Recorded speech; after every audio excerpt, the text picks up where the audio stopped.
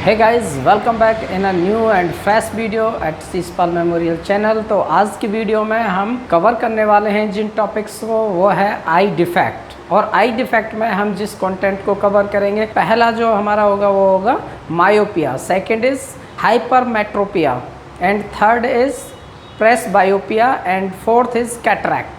तो हम इन सभी को कवर करेंगे, लेकिन इनको कवर करने से पहले एक चीज़ को जो जान लेना ज़रूरी है, क्योंकि जो यहाँ पर फेनोमेना होंगे, जो चेंजेस होंगे, वो एक इस बात पर निर्भर करते हैं कि हमारा जो आई का लेंस है, कॉन्वेक्स लेंस है, वो अपनी फोकल लेंथ को कितना चेंज कर पाता है, कितना चेंज नहीं कर पाता है, यानी उसकी पावर ऑफ अकोमोडेशन की स्थिति क्या है, जो हमने पिछले वीडियो में जाना था कि पावर ऑफ अकोमोडेशन क्या होता है। तो अब उसको तो दोबारा कवर नहीं करने वाले, लेकिन यहाँ पर हम समझते हैं कि लेंस की स्थिति क्या क्या हो सकती है।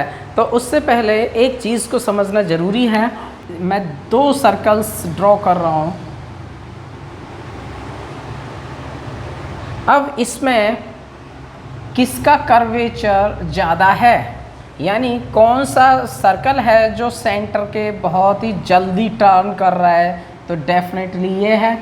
यदि कर्वेचर ज़्यादा है और वो जल्दी से टर्न कर रहा है, तो नेचुरली जो उसका रेडियस है वो कम होगा, और रेडियस का हाफ होती है फोकल लेंथ, तो उसकी फोकल लेंथ भी कम होगी। यदि कर्वेचर कम है, यानी वो धीरे धीरे कर्व कर रहा है, यानी बड़ा सर्कल प्रोड्यूस कर रहा है, तो इन दैट केस क्या होगा कि उसका रेडियस बड़ा होगा और उसकी जो फोकल लेंथ है वो भी बड़ी होगी, फोकल लेंथ भी रेस्पेक्टिवली बड़ी होगी, इसका ज़्यादा होने वाला है। ओके, तो ये इसमें फेनोमेना होता है, जो आप समझें कि यदि कर्वेचर ज़्यादा है तो फोकल लेंथ कम होगी, कर्वेचर ज़्यादा है तो फोकल लेंथ कम होगी, और यदि कर्वेचर कम है तो फोकल लेंथ ज़्यादा होगी। ठीक है, ये बड़ी सिंपल सी बात है जिसे अपने पास संजो के रखना है। जब हमें इसकी रिक्वायरमेंट होगी तो हम तुरंत उसको कैप्चर कर सकें।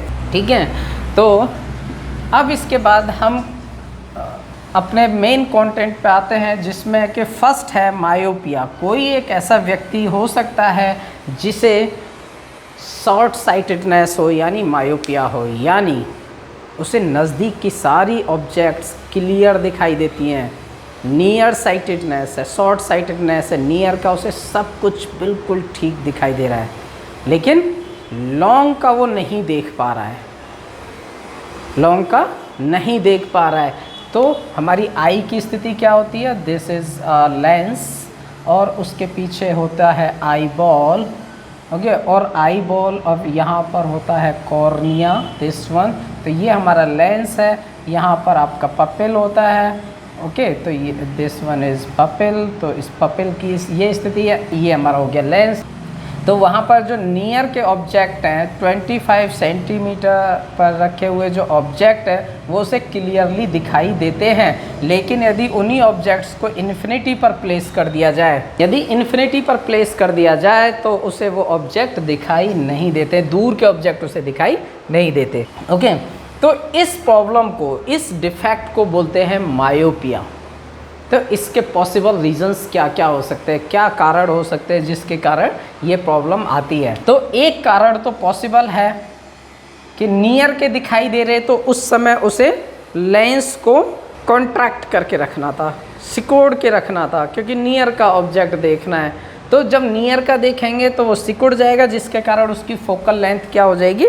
कम हो जाएगी, और वो आसानी से उस ऑब्जेक्ट की इमेज को फॉर्म कर लेगा नियर वाले में।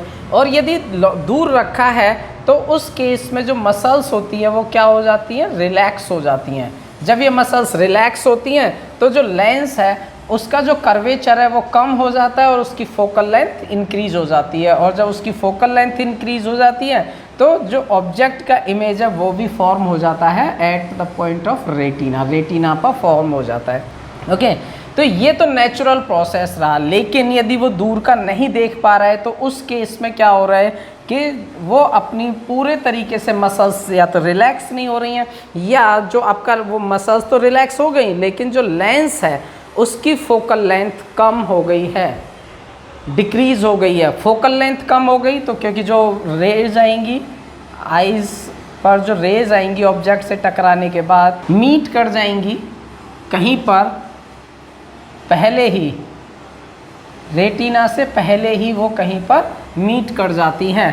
फोकस पॉइंट जो है उसका शिफ्ट हो जाता है, फोकल लेंथ उसकी कम हो गई है ना। फोकल लेंथ यदि लेंस की कम हो गई है तो इमेज जो है रेटिना से पहले ही बन जाएगी। एक तो ये पॉसिबल कॉज है। और यदि वो पहले बन गई तो क्योंकि उसे एक स्क्रीन, जो रेटिना है वो हमारा स्क्रीन का काम करता है, तो रेटिना तक पहुंच ही नहीं रही है, उसकी फोकल लेंथ कम हो गई है। जो कन्वर्जन हो रहा है लाइट का वो पहले ही हो जा रहा है रेटिना से पहले। और यहाँ पर आपको पता है विट्रस ह्यूमर यहाँ पर होता है, तो एक जेली लाइक सबस्टेंस रहता है, तो उसे मेन स्क्रीन मिली नहीं, जेली लाइक सबस्टेंस में इमेज का फॉर्मेशन होता है, जिसके कारण जो इमेज होती है वो ब्लर इमेज प्रोड्यूस होती है।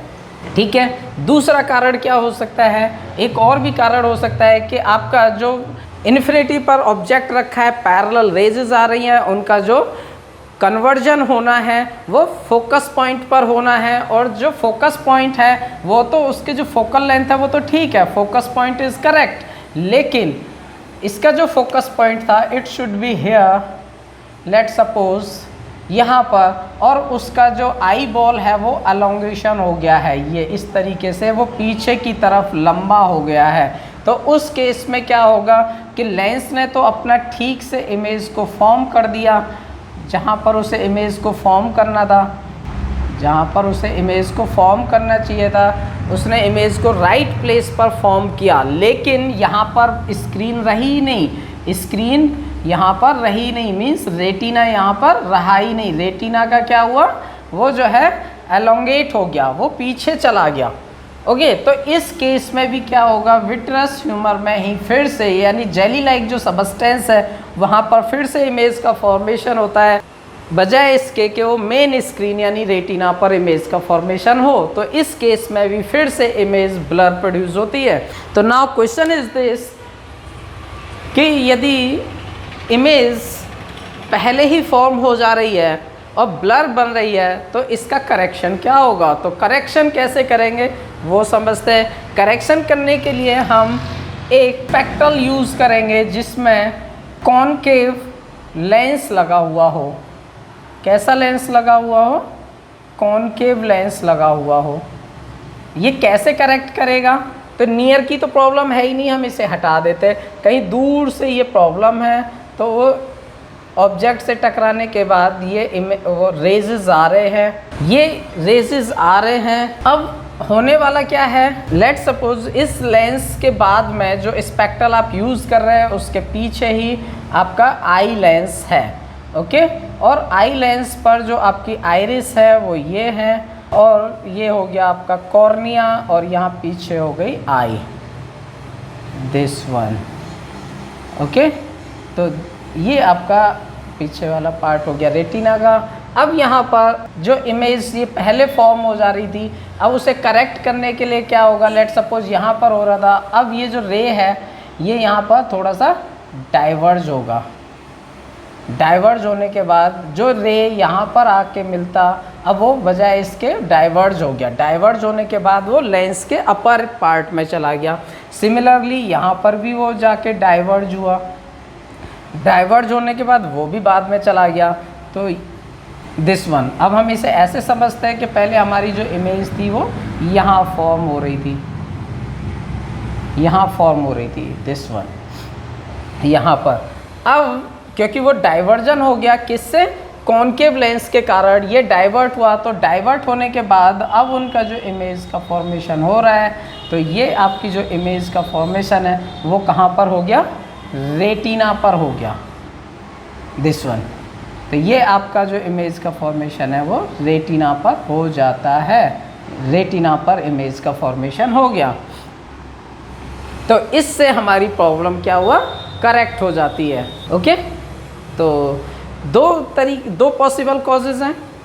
पहला पॉसिबल कॉज क्या था, ये हो सकता है कि जो आई बॉल था वो एलोंगेट हो गया, लंबा हो गया। तो हमारा जो लेंस है वो हेल्दी है, लेकिन आई बॉल एलोंगेट हो गया, लंबा हो गया, तो इमेज वो अपनी सही जगह पे बना रहा है, लेकिन मेन स्क्रीन यानी रेटिना हो गया पीछे।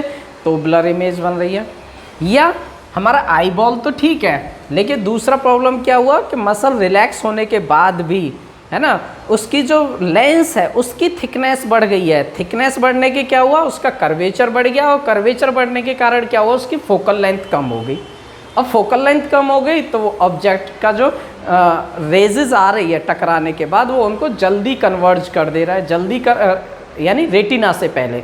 और जब वो जल्दी कन्वर्ज करेगा तो इसका मतलब है कि इमेज जो है रेटिना से पहले बन जाएगा, और फिर इस कंडीशन में इमेज कैसा बनने वाला है, ब्लर ही बनेगा। ओके, तो इस तरीके से ये होता है। और इस दोनों ही केसेस में हम उसे कैसे करेक्ट कर सकते हैं, एक स्पेक्ट्रल यूज़ करेंगे जिसमें हम कॉनकेव लेंस का उपयोग करेंगे।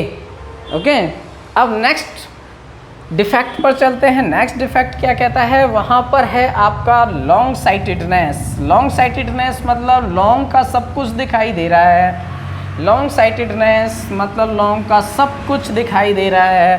प्रॉब्लम क्या है, नियर का दिखाई नहीं दे रहा। तो इस केस में क्या करें, प्रॉब्लम समझ आया। प्रॉब्लम क्या है, जो हाइपरमेट्रोपिया है यानी लॉन्ग साइटेडनेस है, इस तरीके के डिफेक्ट में आई लेंस दूर की इमेजेस को ठीक से कैप्चर करता है, ठीक से आइडेंटिफाई करता है, इमेज का फॉर्मेशन करेक्ट रेटिना पर होता है। लेकिन यदि ऑब्जेक्ट नियर बाई प्लेस किया गया है, नज़दीक है आई के, तो उसकी इमेज ब्लर बनती है। ऐसा क्यों होता है, पॉसिबल रीजंस क्या हैं, उन्हें समझते हैं। तो यहाँ पर दूर कहीं ऑब्जेक्ट जो इन्फिनिटी पे रखा हुआ है उसका इमेज ठीक से बन रहा है, लेकिन प्रॉब्लम कहाँ आ रही है कि यदि जो नियर का ऑब्जेक्ट है, यदि ऑब्जेक्ट को हमने 25 सेंटीमीटर पर प्लेस कर दिया, तो इस केस में इसको कॉन्ट्रैक्ट करना चाहिए। लेंस को क्या करना चाहिए, कॉन्ट्रैक्ट करना चाहिए, सिकुड़ना चाहिए, जिसके कारण इसका कर्वेचर इंक्रीज हो जाए। जब कर्वेचर इंक्रीज होगा तो उस केस में जो फोकल लेंथ है वो कम हो जाएगी, और जब फोकल लेंथ कम हो जाएगी तो इमेज का फॉर्मेशन रेटिना पर होगा। लेकिन यहाँ पर क्या प्रॉब्लम हो सकती है, एक प्रॉब्लम तो ये हो सकती है कि जो आपका लेंस है वो लेंस पतला हो गया है और वो जो है कॉन्ट्रैक्ट करता नहीं है प्रॉपरली, मसल्स वीक हो गई हैं, वो कॉन्ट्रैक्ट करता नहीं है और उसकी फोकल लेंथ ज़्यादा है, जिसके कारण वो जो इमेज का फॉर्मेशन है वो बिहाइंड द रेटिना फॉर्म कर रहा है, बिहाइंड द रेटिना फॉर्म कर रहा है। रीज़न क्या है कि उसकी फोकल लेंथ ज़्यादा है और वो इमेज को फॉर्मेशन कर रहा है बिहाइंड द रेटिना, जहाँ कि कुछ है ही नहीं, जहाँ पर कुछ है ही नहीं। तो ऐसे केस में जो रेटिना है वो सिर्फ उसका इमेज का एक परसेप्शन समझ पाता है, उसे अपरेंट होता है कि जो ऑब्जेक्ट है वो ऑलमोस्ट कैसा है। ओके, तो जो इमेज है वो ब्लर बनती है। ठीक है, दूसरा क्या हो सकता है, दूसरा ये हो सकता है जैसे कि मायोपिया में तो अलोंगेशन हो गया था आई बॉल का, यहाँ पे ये हो सकता है कि जो आपका रेटिना जो फोकल लेंथ थी वो तो यहाँ पर थी, और जो आपका बॉल है वो एक्चुअली में इसको ऐसे होना चाहिए था, लेट सपोज इस तरीके का।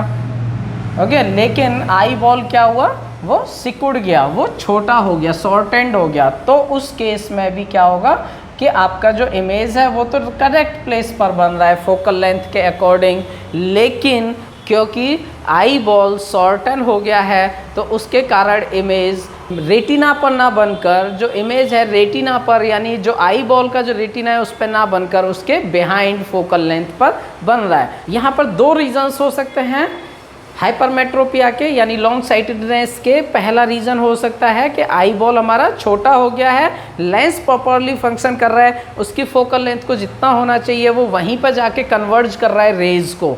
ओके, तो ये बिल्कुल करेक्ट है, लेकिन आपका आई बॉल कैसा हो गया है, शॉर्टन हो गया है, तो रेटिना के बिहाइंड इमेज बन रहा है। या दूसरा रीज़न ये हो सकता है कि आई बॉल का स्ट्रक्चर बिल्कुल ठीक है, लेकिन मसल्स जब कॉन्ट्रैक्ट करती हैं तो भी वो उतना कॉन्ट्रैक्ट नहीं करता है, उसका रेडियस ऑफ कर्वेचर इतना कम नहीं होता कि फोकल लेंथ उतनी कम हो जाए कि वो इमेज को कहाँ पर, रेटिना पर बना पाए, और उसकी फोकल लेंथ लगातार अधिक बने रहने के कारण, इंक्रीमेंटल यानी अधिक होने के कारण वो कहाँ पर बनती है, बिहाइंड द रेटिना इमेज का फॉर्मेशन होता है।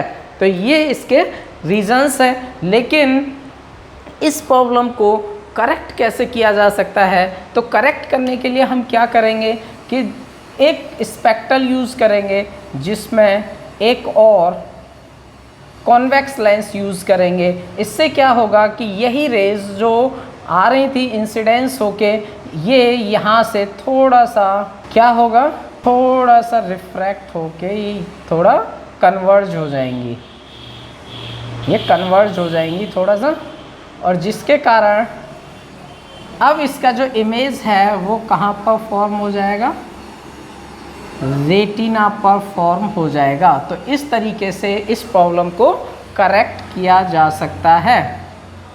ओके, तो इस तरीके से इस प्रॉब्लम को करेक्ट करेंगे। यहाँ पर हम को एक और कॉन्वेक्स लेंस का एक स्पेक्ट्रल यूज़ करेंगे जिससे वो थोड़ा सा पहले कन्वर्ज हो जाएगा, फिर जो आई का लेंस है वो उसे और कन्वर्ज करके रेटिना पर इमेज को फॉर्म कर देगा। तो हम इस लेंस की हेल्प के लिए एक और लेंस इस एज अ स्पेक्ट्रल यूज़ करते हैं और इस प्रॉब्लम को सॉर्ट आउट करते हैं। तो इस तरीके से इस प्रॉब्लम को भी करेक्ट किया जा सकता है। नेक्स्ट है प्रेसबायोपिया।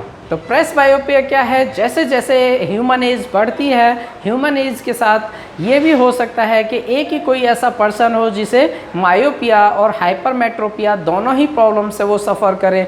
उसे हो सकता है कि बहुत दूर के ऑब्जेक्ट भी दिखाई ना दें, हो सकता है कि उसे नियर के ऑब्जेक्ट भी दिखाई ना दें। वो नियर के ऑब्जेक्ट भी नहीं देख पाता है, डिस्टेंट के भी नहीं देख पाता है, वो उसके बीच में कुछ रेंज है जिसे वो देख पाता है। लेकिन उसे बुक्स भी पढ़ना है, नियर का भी देखना है, लेकिन उसे साथ ही साथ दूर का भी देखना है। तो इस प्रॉब्लम को हम कैसे करेक्ट कर सकते हैं, तो फिर हम उसे यहाँ पर बायोफोकल लेंथ के लेंसेज यूज़ करते हैं। यहाँ पर हम दोनों तरीके के लेंस यूज़ करेंगे। शॉर्ट साइटेडनेस के लिए हम कॉनकेव और लॉन्ग साइटेडनेस के लिए उसके लिए यहाँ पर कॉन्वेक्स लेंस का उपयोग करेंगे। तो एक ही स्पेक्ट्रल्स में दोनों तरीके के लेंसेज का उपयोग करके दिया जाएगा ताकि वो दोनों ही तरीके की प्रॉब्लम्स को करेक्ट कर सके।